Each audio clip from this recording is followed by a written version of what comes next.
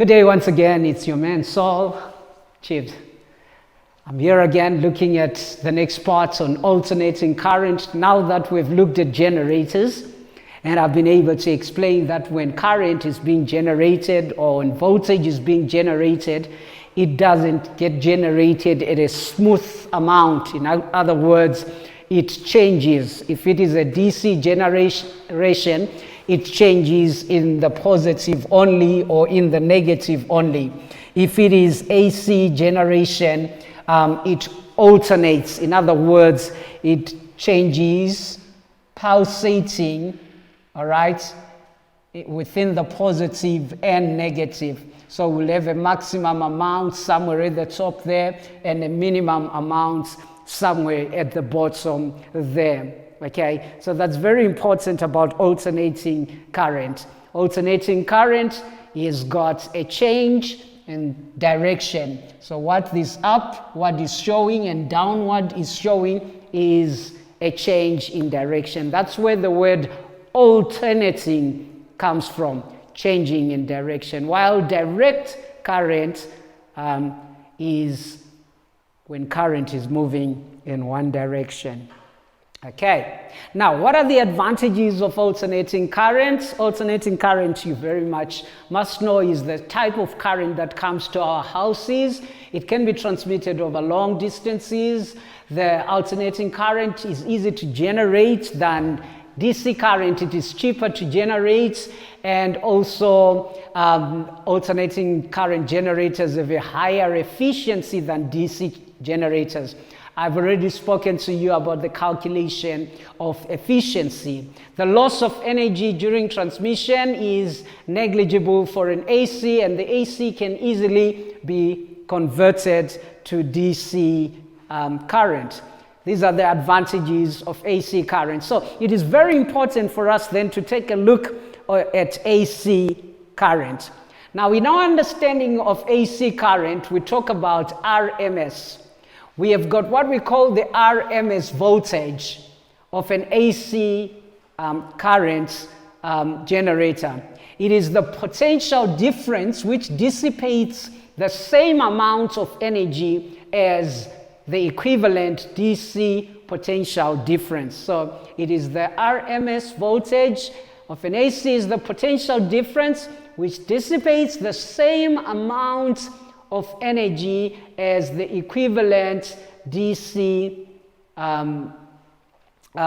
potential difference. For this in an exam, you will get 2 marks. I remember a few years ago, learners were asked to define what the RMS voltage is, the root mean square. So what does the root mean square state, or what does it refer to? There are equations that you find at the back of your exam paper. I have just transferred them to the other side of the board where we can be able to interact with them just like we did with other formulae so that we can see where they come from. The root mean square current, root mean square, is equal to I max divided by the square root of 2. So if I have got my I max, the current maximum, which we know is going to come from our maximum amount on the graph, all right,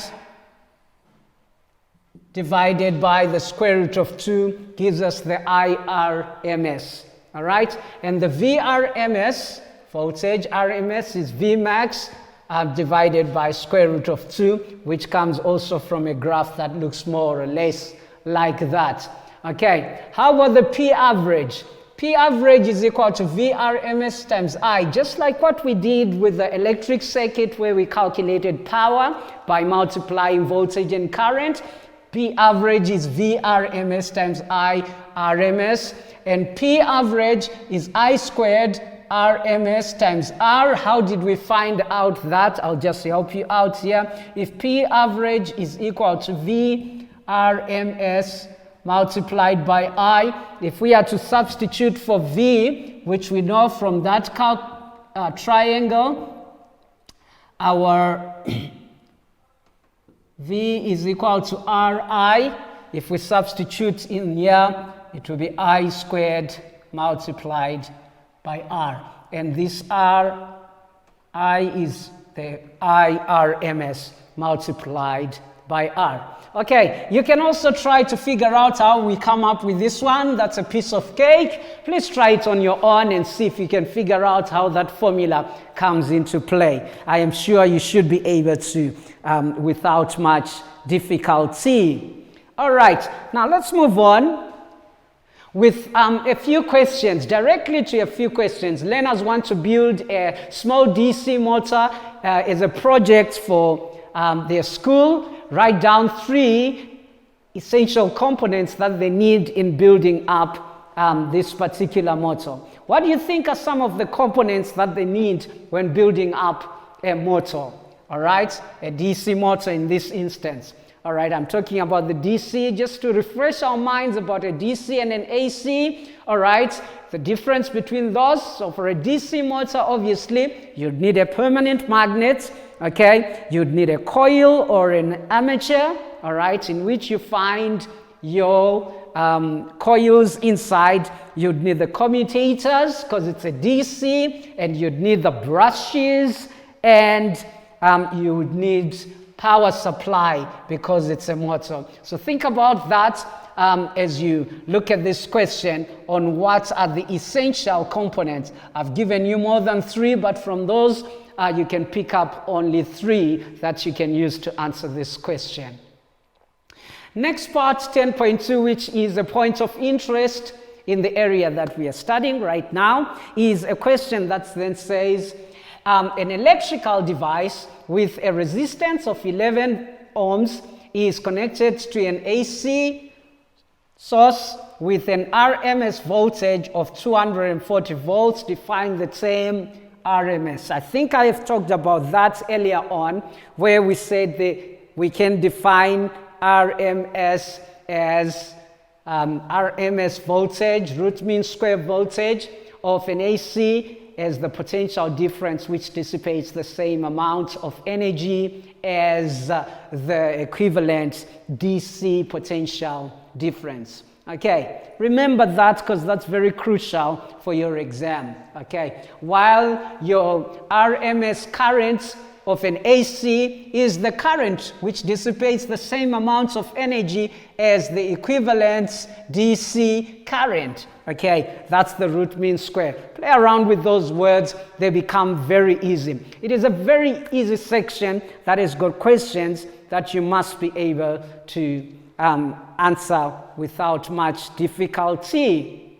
All right, the next part, 10.22, says calculate the maximum peak current passing through the device. So for us to find the amount of current, what is it that we need to know? We have got VRMS being equal to I times RMS multiplied by the voltage. Okay? If I am going to calculate the value of the maximum current passing through a particular device, and this device has got that resistance, okay, with an AC source that's giving 240 volts, I can simply calculate the IRMS as 240 is equal to IRMS multiplied by the resistance, okay? Multiplied by R, the resistance, not the voltage, wrong formula. So I'm using the VRMS as from the equation that says for me to find the R resistance is equal to VRMS divided by I RMS, small letter I, R there. Okay, so my RMS, I wanted to write the resistance. Okay, so my resistance there is equivalent to 11. Okay, so for me to find my I, RMS, it will be 240 divided by 11. IRMS is therefore equal to, you can do that calculation, 21,82 amperes. So that's 21,82 amperes. All right. Now, the question is asking me to find the peak, all right, which is the I max. And I know for me to find the I max, I need my I RMS being equal to I max divided by the root of 2. The I max will be found in this instance by multiplying IRMS by the root of 2. So IRMS is 21,82 multiplied by the square root of 2. My final answer for that question is 30,86 amperes. 30,86 amperes. This is one way of finding the answer for 10.2.2. There is another method that we can use, all right, where we can use the idea of going through finding the Vmax and then using the Vmax to find the Imax using IRMS divided by using this one, the R, okay? So we can find Vmax in that instance and use our calculation to find the value of the Imax. So that would be VRMS or Vmax over Imax. All right, we can use that. That would be a longer route though, but anyway, here is one attempt that we have made, or maybe let's just try it and see if it makes sense to you. What I'm simply saying is, if we are going to use Vmax for this instance, we can say Vmax is given by VRMS multiplied by root of 2. Okay? Our VRMS is equal to 240 multiplied by the square root of 2. And 240 multiplied by square root of 2 is 339,41 volts. Okay? Now, to find the resistance, we would need to divide the Vmax by the Imax, right? So our resistance there is 11. Our Vmax is 339,41, and therefore divided by the value of Imax, which we are looking for. The I maximum will be equal to 339,41 divided by 11. That should give us the same answer, 30,86 amperes. Okay, so that's one way of looking at the situation and answering the question. All right, let's move on to another example and see if we can come up with other ways of calculating. There you got a diagram, and this diagram is indicating, in fact it's a graph, it's indicating a Vmax of 312, all right, and we can understand that that's the first 10 up to 0,2. We know what is happening within the motor. It says in this question, calculate the root mean square voltage of the generator. How do we calculate the root mean square of this particular generator? Okay, to find the root mean square, if we are given the Vmax, we know that root mean square voltage, okay, I will have to erase this so that we can do the calculation for V root mean square. So that's 9.3.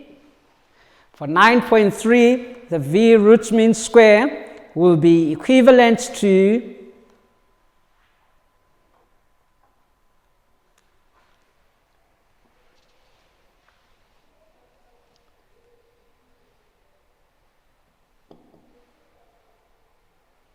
V max divided by square root of 2. Okay? Do I know my value of V max? Yes. It's 312 divided by root of 2. Okay, pull out your calculator. Let's do the calculations and see if we come up with the same answer. All right?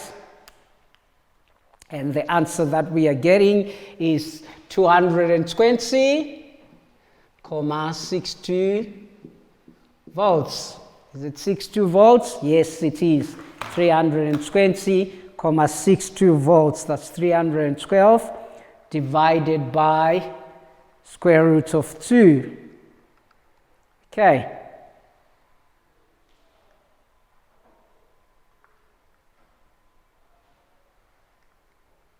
$320.62. That's it exactly. All right, let's move on to 9.4. 9.4 says a device with a resistance of 40 ohms is now connected to the generator. Okay, calculates 9.41 the average power dissipated by the generator to the delivered by the generator to the device. Okay, so 9.4.1 says average power. We know that PF is equal to VRMS multiplied by IRMS. That's one of the ways that we can do it. But we are not given the IRMS here. Okay, so we can calculate it, but there is a formula that's able to assist us, which has got V and it has got resistance. And that formula is the one that we can use here, VRMS squared divided by the resistance, and our VRMS is 220.62 divided by a resistance of 40, and that gives us 1216.83, 1216.83, and power is measured in watts. All right, so you can see from a situation where we got a graph, we are able to use that graph to calculate the VRMS, the P average, and even 9.42 says calculate maximum current delivered by the generator to the device. Now, what is it that we can figure out?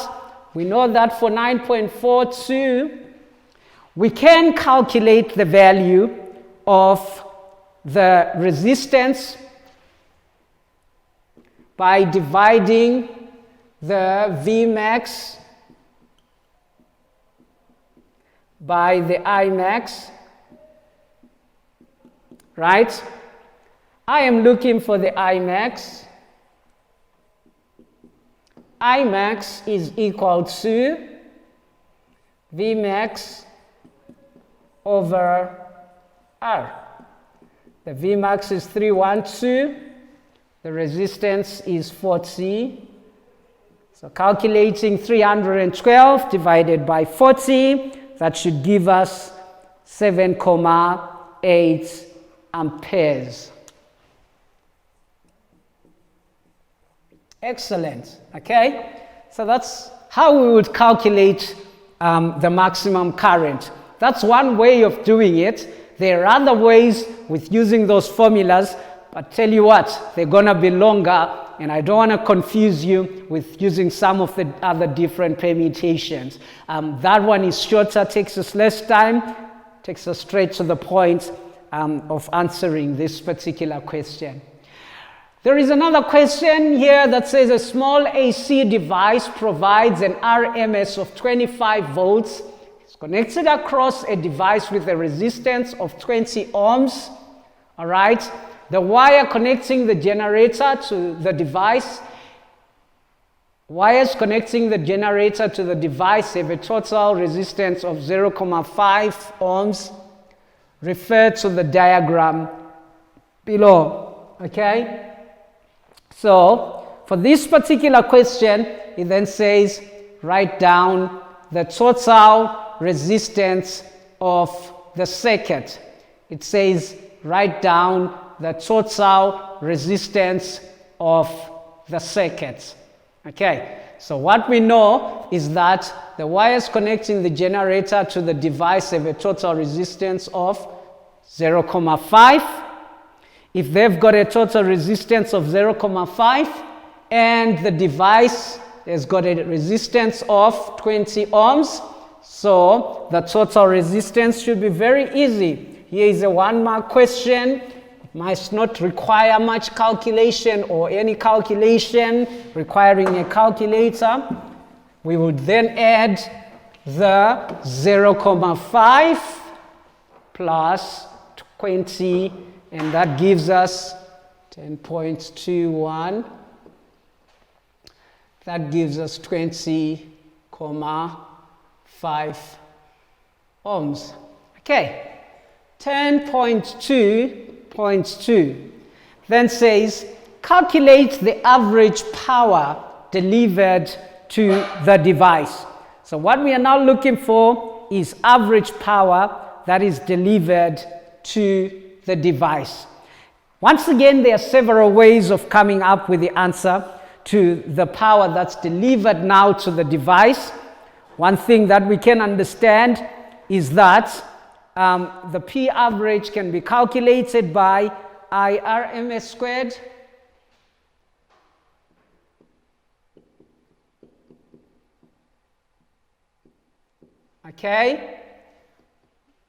multiplied by the resistance.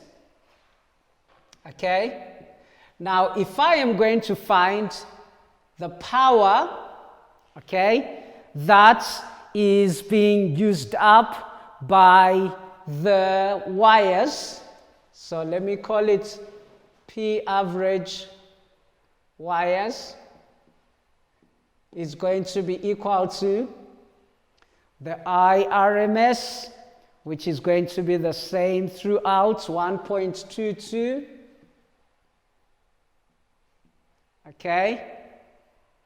All right, that's 1.22 squared. That 1.22 squared, right, multiplied by this 1.22 squared. We found it in the previous part of this question. All right, so the previous part of the question was talking about us calculating the current of this particular, calculate the power. The previous part required us to calculate the current. So if we don't know the current, I can actually calculate the IRMS for this particular question as being IRMS of the wire outside as being equal to VRMS divided by resistance. We know that the V voltage is 25,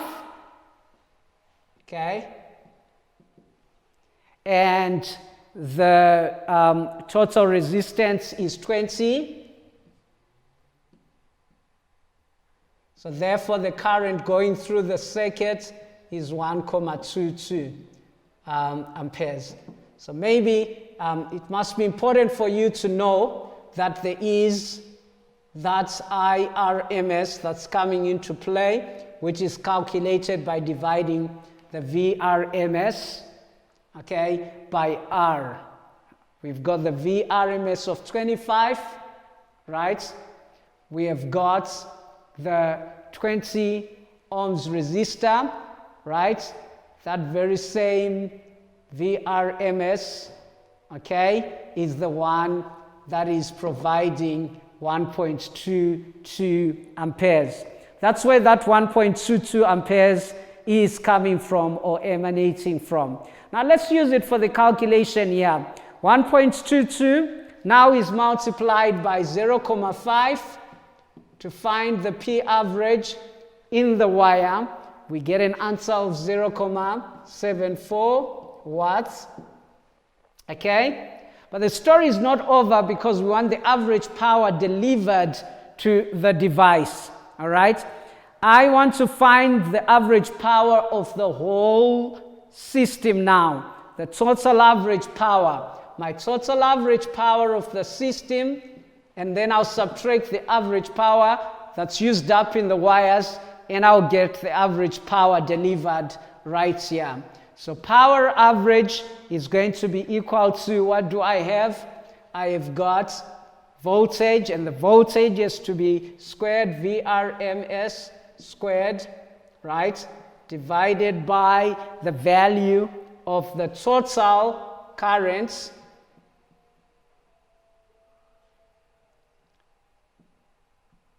okay, and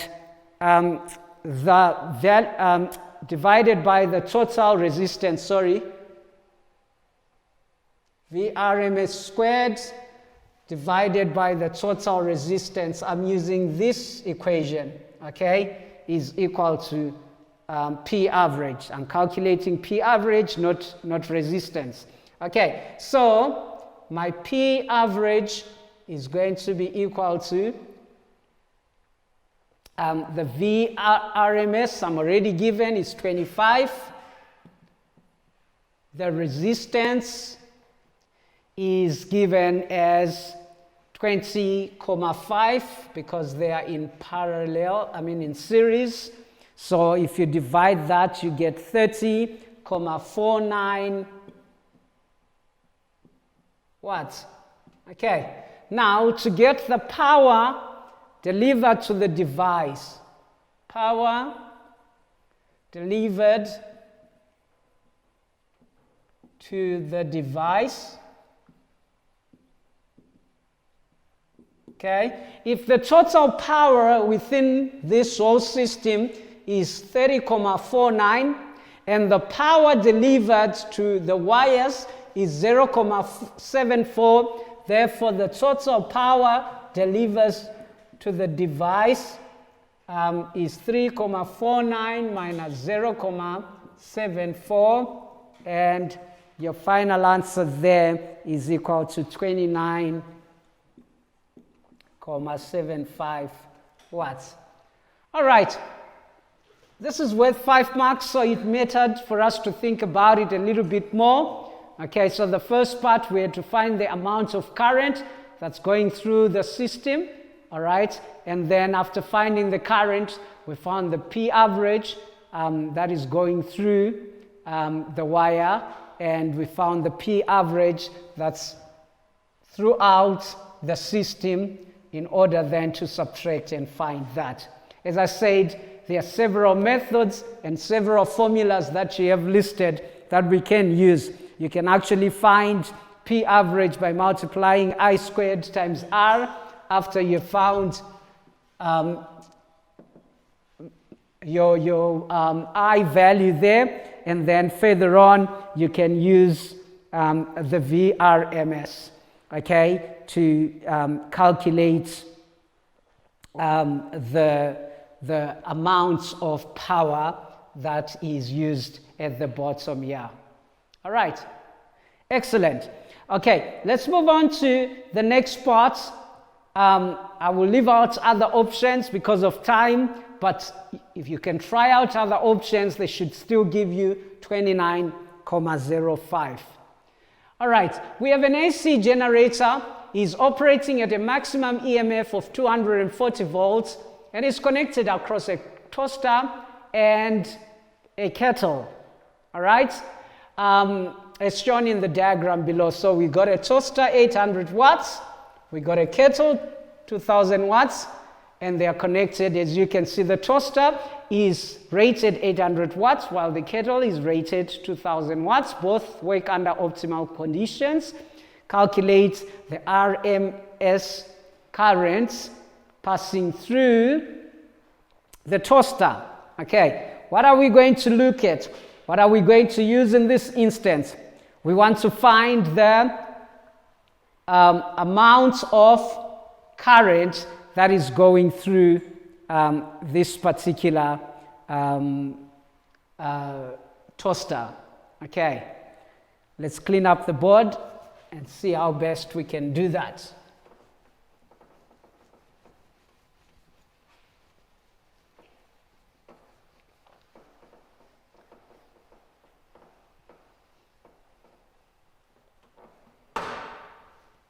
All right, what do we know about 9.21?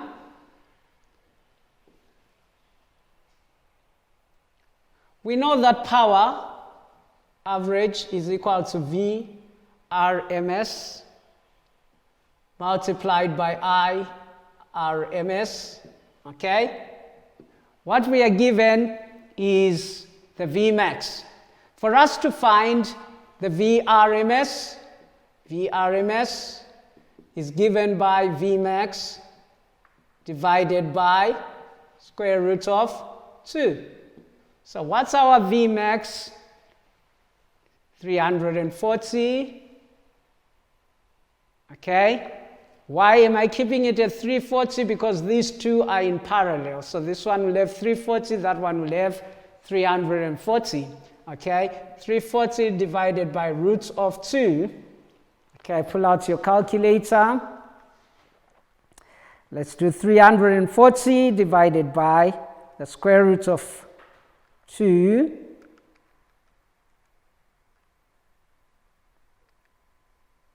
Shouldn't take you as long as I am. I think I'm getting old. Divided by square root of 2 is equal to 240,42. 240,42, and that's the VRMS. Okay. Now, I've got the value of the power, which is 800, and 240,42. I want to look for the IRMS. Therefore, the IRMS is 800 divided by the answer. And that gives me 3,33 amperes. Okay. Once again, as you might have figured, this is not be it and all. This is not the only way for coming up with the answer for that particular question. There are other ways that we can use to still come up with the very same answer. However, for the sake of time, we're going to use that way. Okay. The question then says, calculate the total current delivered by the generator. What do I know from my circuit diagram? I know that in a circuit diagram, when there is a parallel setup, there is division of the current, but voltage will be still the same, all right? Which is 340 here and 340 there, okay? I also know that current will choose a path of least resistance, okay? So from that background, I've got two ways that I can use to find my current. I can either calculate the current separately and add them up, or I can find the current going through the 200 watt one by considering the current going through the 800 watts one. Okay, in other words, the Very interesting, this question. In other words, it will be a situation where I say the least amount of current is going through the 2000 watts, so 800 over 2000, okay? Or the most amount of current is going through the first one, which is 2000 over 800 times I total is equal to the answer there, 3,33, okay? And that should give me the value of I total. It's a simple way of getting to the answer to this question, all right? But it doesn't involve formulae, so let's go for the one that requires formulae and just cross and check and see if we come up with the same answer. Let's take it from total RMS delivered by the generator. So we got 3,33 amperes in the toaster. How about in the kettle? All right, let's look for the current that goes through the kettle. Okay, so the current that goes through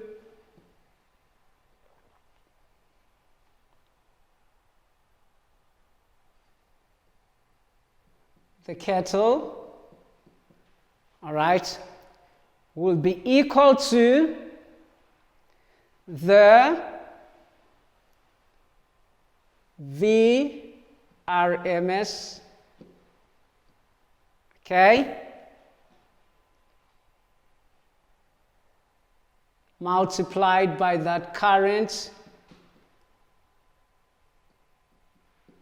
P average, okay? So my IRMS through the kettle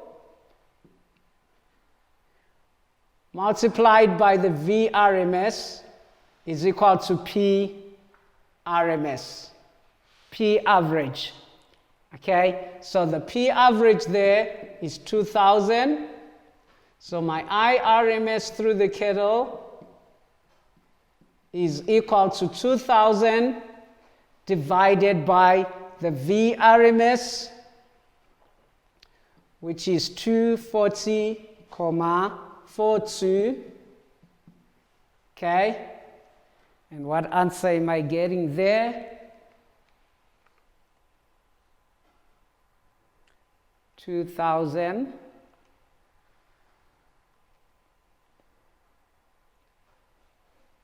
divided by 240,42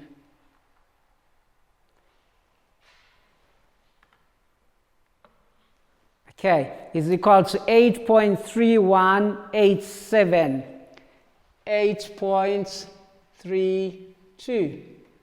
This is the value of the current in amperes, okay? Now, if this is the amount of amperage that's going through the kettle, and I already know the amperage that's going through the toaster, therefore, the IRMS, small letter I, total is equal to 8.32 plus 3,33, which is equal to, let's add that to 3,33, we get 11.65 amperes, okay? So the one with more power, that's where we got more current, okay? So here it should be the one with more power is where we got more current. So I total, if it's equal to 3.3, where we got more power, so 800, as I had said before, divided by 2000. That's just me playing around with my understanding of science to see if I come up with the same answer, all right? You can sue me later, but as for now, let's see if I come up with 11 point something. Let's say 2000 divided by 800, multiplied by 3,33, and my answer is 8.32. Okay, that's 8.33 is the current that's going through there. The current that's going through not the toaster but the kettle. And then you add it to 3.33, we are getting the amount of the total current. Okay, so that's how we would find the total RMS current that's going through, being delivered by the generator. And having a clear understanding of this helps us see how to do these various calculations. Well, there we go. I hope you have enjoyed this. These are really simple questions. I would rather advise you not to use the ones where you don't have formulas, because you got 5 marks there. Rather go the routes where you are able to substitute formulas and the examiner can actually see which direction you are going, like that very second part. From your man, Chips, it's ciao for now. Cheers.